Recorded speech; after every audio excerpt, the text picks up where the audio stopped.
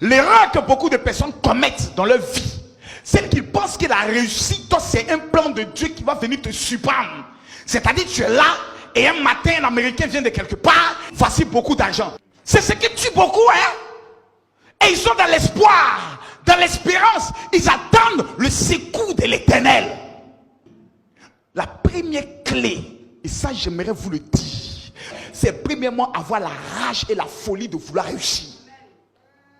Vous ne pourrez jamais réussir dans votre ministère si vous n'avez pas l'envie, la détermination, la rage de vouloir réussir. Quand un homme a la rage de réussir, même dans son caractère, tu le constates. On a l'impression qu'il est orgueilleux. On a l'impression qu'il pense à des grandes choses. Quand tu es dans ton église, on dit, mais tu es trop orgueilleux. On est ensemble ici à Boboga. Tu te comportes en un homme de cocotier. Ce n'est pas de sa faute. Il a en lui la rage de vouloir réussir. C'est ce qui tue beaucoup. Ils n'ont plus la passion de réussir.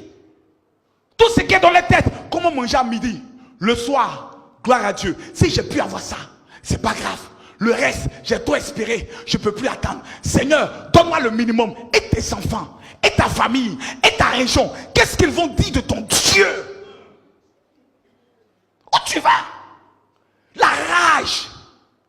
Quand un homme a l'envie de réussir, qu'il est derrière un leader, que le leader ne veut pas réussir, frère, les deux vont se séparer.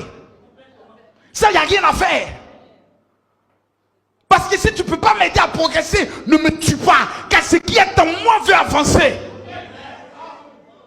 Ce qui est en moi veut sortir.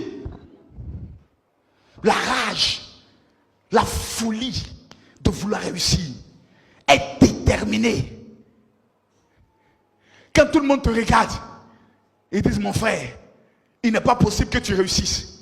Tu retournes les yeux, tu les regardes. Tu dis, vous parlez de quelqu'un d'autre. Si vous parlez de moi, c'est que vous parlez de quelqu'un d'autre.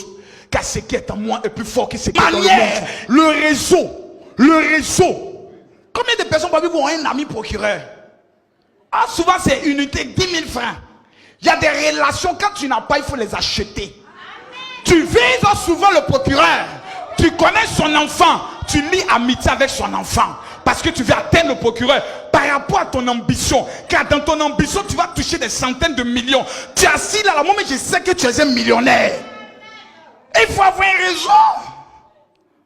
Dans ton réseau, tu dois avoir un banquier. Le réseau est important. Car on ne sait jamais dans la vie.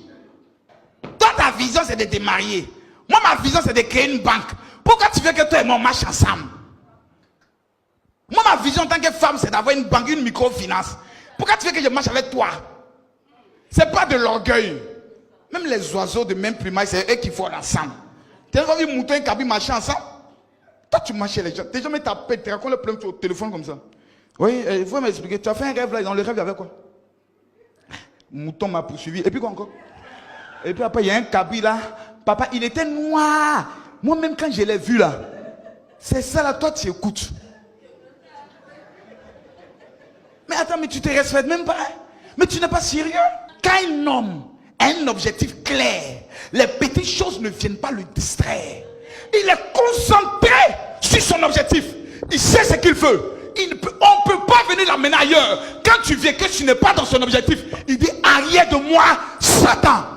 Dieu ne te donnera jamais ce à quoi tu n'as pas fixé comme objectif. La réussite ne surprend pas. Dis à ton voisin, je veux réussir. Il t'a pas entendu, dis-lui, je veux réussir. Dis-lui, je veux réussir.